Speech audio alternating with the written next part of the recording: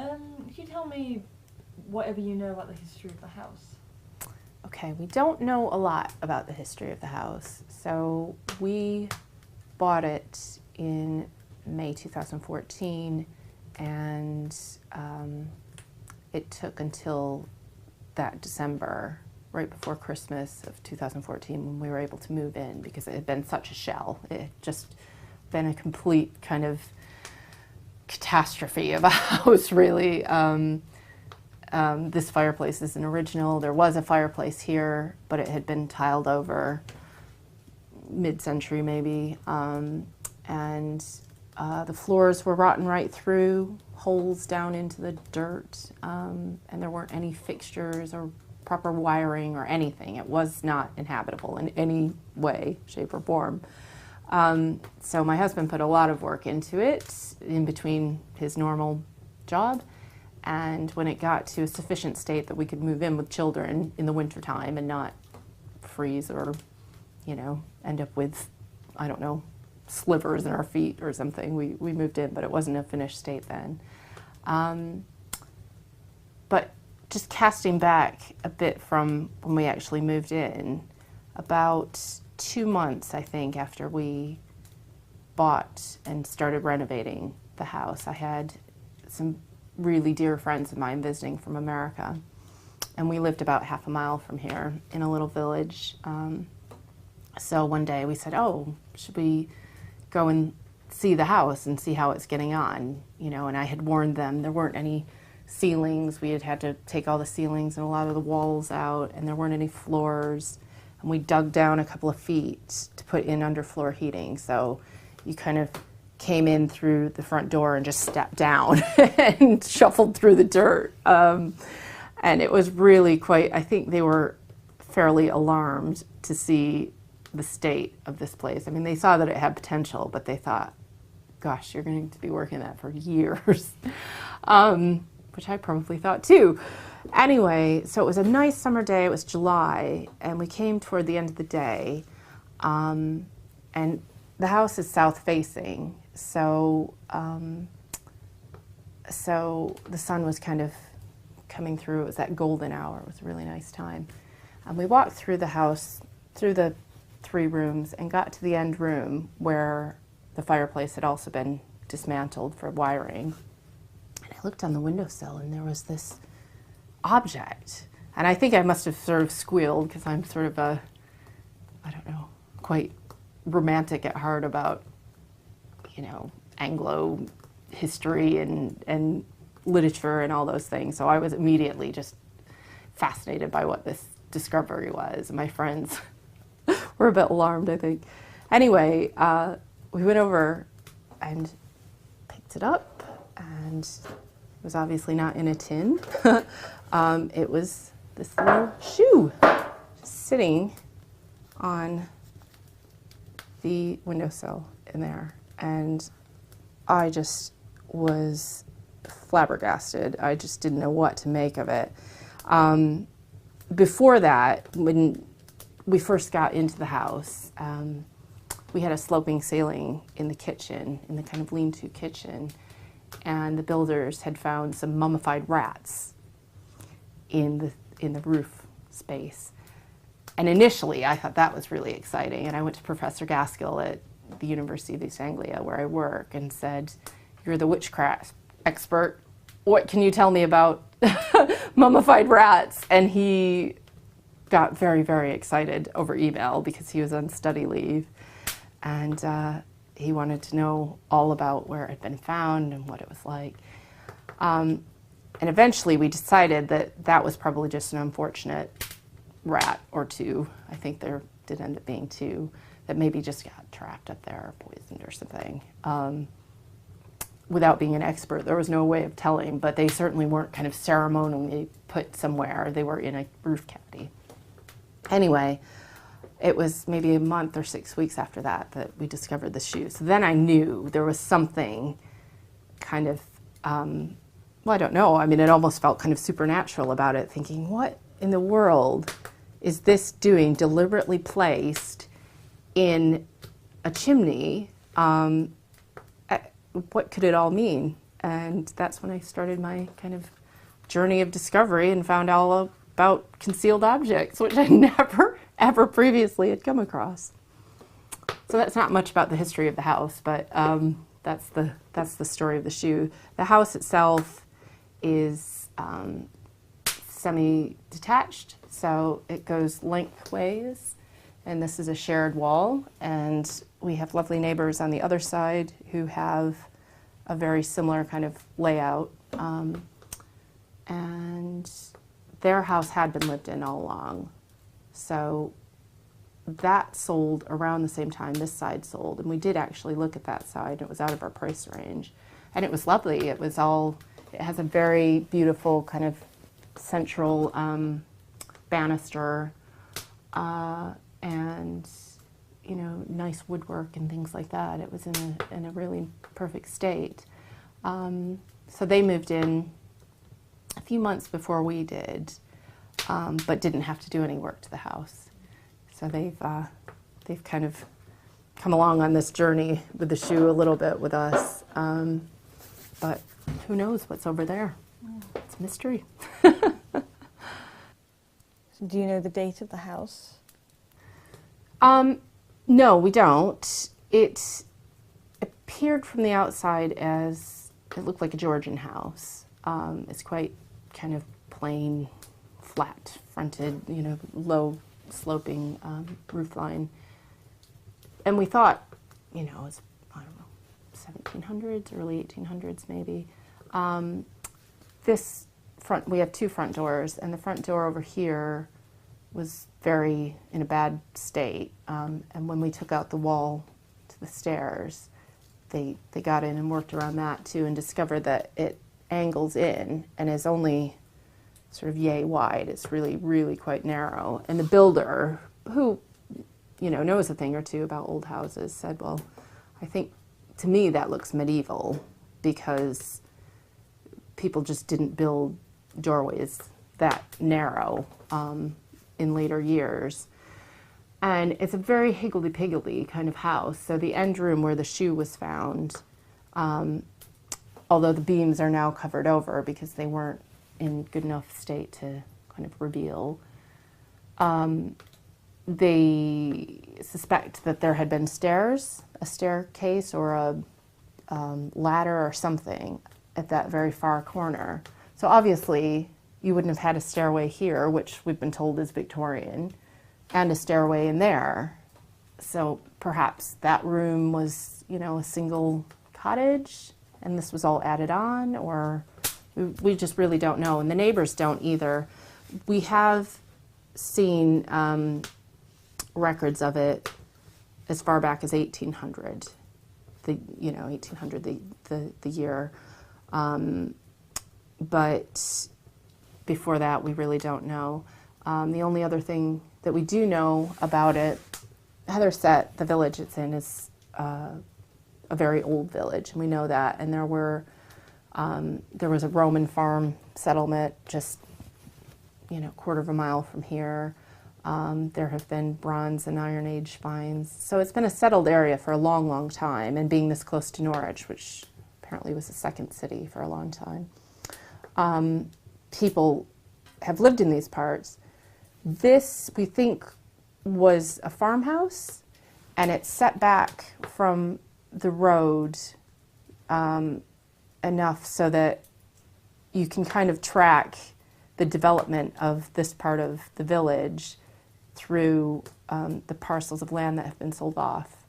Because originally this house would have owned, and that we have been told, it owned sort of, I don't know how far, but to the end of this road this way and that way, huge area of land, probably a few hundred acres. But then you now have sort of 1950s council houses down that way, and 1980s single dwellings here, and little bungalows over there from 15 years ago. So it's just the way the previous landowner who had the whole house to themselves and all the land just parceled off that land. But we're just kind of back here we've got quite a nice big garden, and we're just back here in our little our little haven out of the way. So that's really all we know at this point. Someday, when I have time, I'm going to go into the wonderful Norfolk Records office and have a good trawl around, because I know I'll be able to find out more, but I just haven't had a chance yet. So hopefully I'll know more soon. Who found the shoe then? So you said it was the builder. We think the electrician finally fessed up to it. And I bumped into him in Norwich a few months ago, around Christmas, I think. And I hadn't seen him since, because he sort of did a bit of work, and then that part of the house project was done and he moved on. And I wasn't dealing with any of the contractors myself.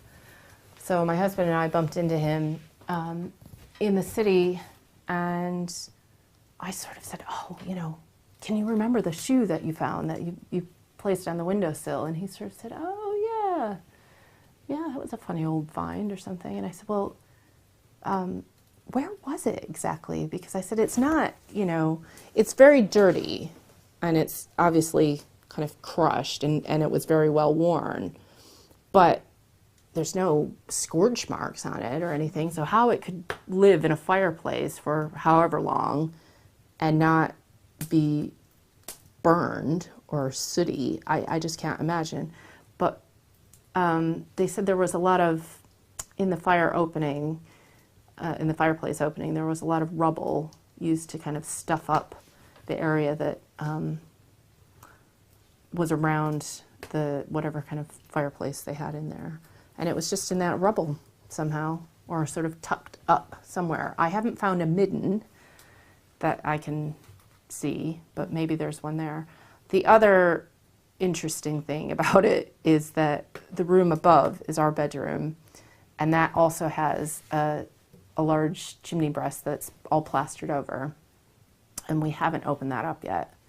And that will be something we will be doing, but whether there's something upstairs too, it's quite fun to see what we might discover. The chimney, the fireplace that was right above this one upstairs on the landing, when we uncovered that, had a little Victorian black cast iron fireplace. And so we took that out, and we'll probably put it in our room if there's nothing behind the wall when we get there. So it's full of surprises. What was your reaction when you found the shoe? I was like a very excited child. I think I squealed. I might have jumped up and down. I just couldn't believe my luck, because I sort of grew up on a diet of the Brontes, and you know, one of my grandfathers was a great English literature and Scottish literature fanatic, and used to, you know, recite Burns poetry and Elegy in a Country Churchyard and all kinds of things. And I grew up sitting on his knee, you know, just absorbing this this scenery. And he was born in 1905, so just at the very tail end of the Victorian era in America. But a lot of the books he grew up with and sort of learned from were these Victorian poetry books, and he used to give those to me. And so I've saved a lot of those things. And I just had this real sense of, I don't know, I've always thought there was something really magical about, well, to us, the old country. You know, my family is by and large British by ancestry, and we know quite a bit about where people came from. But until I moved here in 2005, you know, the migration had all gone west.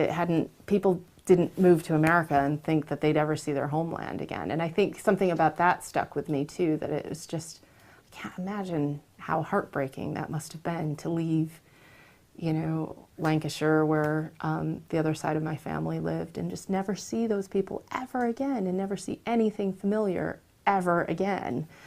So I think I carried all that with me, and it was always very exciting doing up an old house, and you know, I'd always dreamed of living somewhere with a lot of character and not just a kind of new build.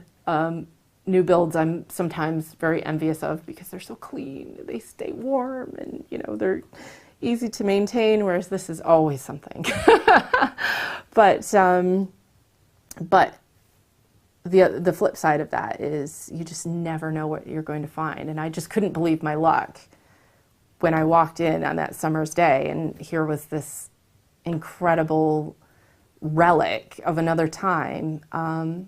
And I think the more I thought about it, the more I just thought, what on earth would have compelled someone to take, I mean, I'm assuming it was someone who lived here, it belonged to them, to take a very well-worn piece of their wardrobe. I mean, it's got holes all here, it's been patched up, holes in the heel, and think, I know, I'm going to put that in an area where evil spirits might penetrate the household and do bad things. This is going to protect me. I mean, I think that's extraordinary, and it is so fascinating, and I just love that there's research dedicated to finding out more about that, because if, you know, if I'd found this and there was no one to tell me, yes, this is a kind of phenomenon, and these things are tucked in houses all around the country and even in other countries,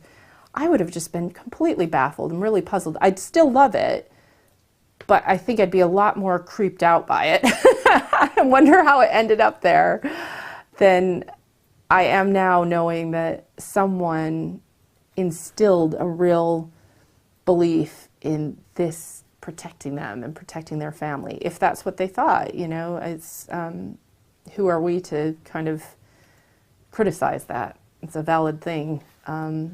It's as valid to them however many hundred of years ago as, you know, it is to us to have the beliefs we believe today, I think. It's very dusty. Is there something significant about it being a shoe? Do you think that affects your reaction to it at all? Do you know, I think in a way, I've never thought about that. And this is going to go off on a bit of a tangent, I apologize, but my grandfather that I mentioned, he was called Thomas Howlett, and we knew that when I think it was his great-grandfather, moved eventually to Michigan in the 30s or 40s. We knew he had come from some place kind of in the eastern part of England called Tid St. Giles. And it's a really, at least to an American, that's a very kind of strange sounding place. It's Tydd St. Giles. So we knew that the Howletts had moved to Michigan, and then I ended up here. My husband's English. He is not from Norfolk, but he was living here, and I ended up moving to Norfolk. And that was all really lovely, and it suited me. Norwich is a great place. We were living out in the countryside, and we'd been there for about a year, at least a year, and used to walk all over the village. And there's a really picturesque, very, very old church there that has a freestanding tower from an earlier structure. It's just a nice little place to go and walk around, very peaceful. So my parents came to visit, and we were walking around there, and they said, gosh, look at this. In this tiny village where you live, there are Howlett headstones, the family name. And I thought, that is so bizarre. I mean, it's not like we weren't living in Norwich. We were living outside Norwich, a small country village, and thinking, even if we weren't directly related, that's the family name that, you know, my actually oldest son has as a middle name. So it's a very strong connection. Anyway, the point of that, a whole tangent, is when I started looking into the Norfolk Howletts a little bit more, I discovered, this was long before the shoe, I discovered that they had been part of one of the major Norwich industries, which was shoemaking.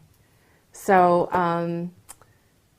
I believe when was it? The 1600s. Lots of Flemish people were brought over to Norwich to kind of reinvigorate the wool trade and the fabric trade. And out of that grew this shoemaking trade. So shoemaking was a big, and still is, in Norwich. And as it turned out, there was a factory, big factory, the Howlett Shoe Company or something, which then became what still exists as Norfolk, I think. Anyway, earlier this week, it was half term, and I had to work, and I was looking for things for my sons to do, and I discovered that there was a kind of tennis camp nearby for the day, and one of them has always wanted to play tennis. Turned out that the coach running it was called Sam Howlett, and my sons are George Howlett Bakewell and Sam Howlett, Samuel Bakewell. Anyway, so I talked to him and I said, oh, this is amazing because my one son shares your same first name. My other son has your surname as his middle name. It's just, you know, I joked. I said, we're probably related somewhere far back. And he said, oh, yeah, probably are. And he said, I'm from the Howlett shoe family. And we used to go and get all our shoes off the factory shelf from my grandfather from the Startright factory, which is where I get all my kids' shoes. And it was all those little interweaving threads. I thought, this is so odd, isn't it? It's so strange that hundreds of years later, I moved back to where my family, part of my family had originally come from.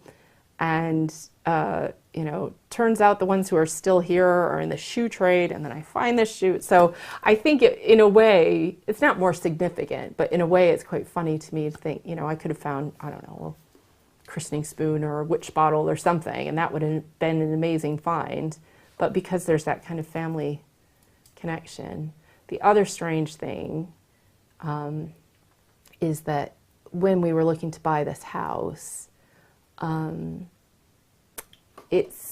we just had the address, and it doesn't have a house name written on the side or anything, but on the deed, and we were instructed we must not ever change the name. It's called Beulah House.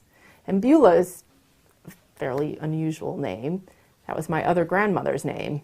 She was Beulah. So it was just kind of one thing after another where you just feel a little bit like this is, I don't know, it's a bit of a strange connection here, there, and everywhere. So, how did you find out about concealed shoes? Did you do any research? UEA has this wonderful thing for staff called free ads, which is an email list where you can say, I've got half a bag of cat food, does anyone want it? Or I'm looking for a room to rent, or whatever it is. So I put a free ad on, and I think the subject line was, the first one was mummified rat for information, not for sale, probably. And that's what kind of started the ball rolling, and that's how I found out about Professor Gaskill and his research areas. So when then I found the shoe, I knew just who to go to. And I'll never forget his response when he was on study leave, and I emailed him, not a picture, but I just told him about it, and he got very excited. And then I must have sent him a picture, because he came back to me and he said, that is indeed an anti-witchcraft charm and a very old shoe. And that's how I kind of started looking into it. I mean, I searched quite a bit online, but there wasn't that much to find out about. There were some mentions of is it Northamptonshire Museum shoe collection. And I did contact them, and I can't remember whatever happened with it, but around that time, then I got involved with this UEA, University of Hertfordshire, and UCL project, looking at concealed objects and other kind of spiritual items. So I have found out loads through that, and it's been an absolutely fascinating journey. But the other really fun thing about it is, because to me it's so quirky and unusual, and I kind of get carried away with my just amusement and fascination with the whole thing. So I'll post little things on social media, and I'll when I'm chatting with friends in America or whatever, I'll tell them about it. And they've gotten into it. They've totally gotten into it. I've had so many people. Well, first when I put that thing on free ads, I was just inundated by people all around the university, academics, administrative staff, clerical staff, cleaners. Everybody was like, this is amazing. You know, I've never heard of something like this. This is incredible. So there's obviously a real kind of appetite for, I don't know, trying to tap into that it's not even misunderstood history, it's just not understood history. And people, it's not just me, people think it's a really just fantastic thing. And some people are freaked out by it, some people think it's really weird. Some people have said, including Professor Gaskill, he said, I am not at all superstitious, but personally, I would put it back where it came from. So that's probably the overwhelming verdict from most people, is to put it back where you found it, but we're not going to do that.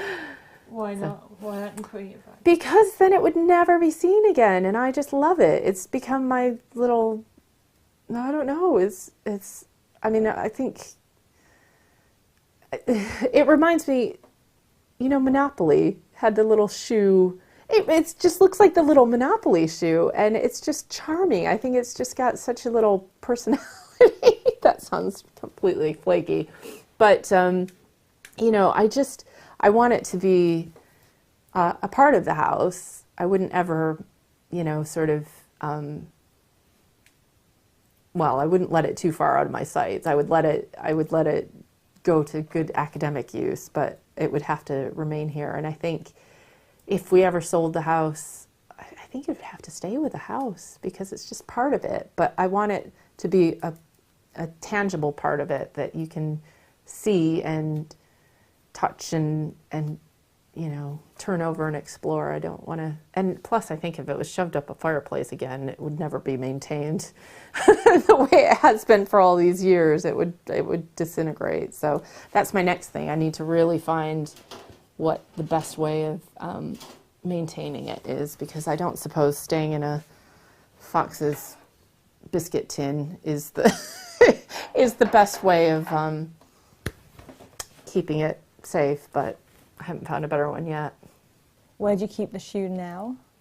So it lives in this lovely red festive tin, which I think was probably a little Christmas gesture from someone at some point, and was quite handy. It fit. So it lives in the tin, and then it lives on a shelf in the pantry, safely out of reach of children and dogs and heat and rain and all that stuff, because I thought, well, it's probably quite delicate. It needs somewhere quite safe and tucked away. That said, my children are absolutely enthralled with it as well. They love it. They'll tell people, oh, have you heard about our witch shoe? Or people come over and they'll say, oh, Mommy, can we go get the witch shoe? They're very good. They don't sort of go and play with it or anything, but they do like to bring it out and tell people about it. I think they've caught on to that enthusiasm. It's quite infectious to share that excitement about it. The older one, especially, who's nearly 8, and he quite likes history.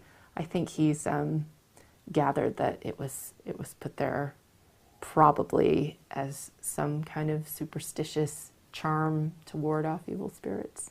I think he'd probably tell you that if you asked him. It's a shame he's asleep. You could try.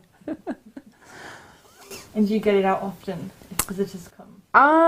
No, because again, I'm worried about the state of it, and I don't know if oil from your hands is, you know, detrimental to it or anything like that. But it is my best party trick so far, and I have just gone to town with the shoe story. I think it's going to be my living legacy. You know, I was a newspaper journalist for a long time, and I'm sure all those bylines I had that I was so proud of over the years and the stories that I worked really hard on will pale in comparison in history, but I think my boot will live on. Have you got any future plans for how you're going to display the shoe? Well, what I would really like to do is get a really nice glass display case with, you know, sort of wooden edges, and I've looked everywhere. There is a shop in Norwich, which I don't really know the purpose of, and I suspect is not all what it seems, but it's sort of an antique shop, but they don't really sell any of their antiques. It's very dusty, and they also do taxidermy, and so you can go in, and it's just in this little corner, very old Tudor, rickety, wibbly wobbly building, and you can go in and see something, you know, in a frame and think, oh, how much is that? Oh, that's not for sale. Oh, what about that vase? No, that's not for sale.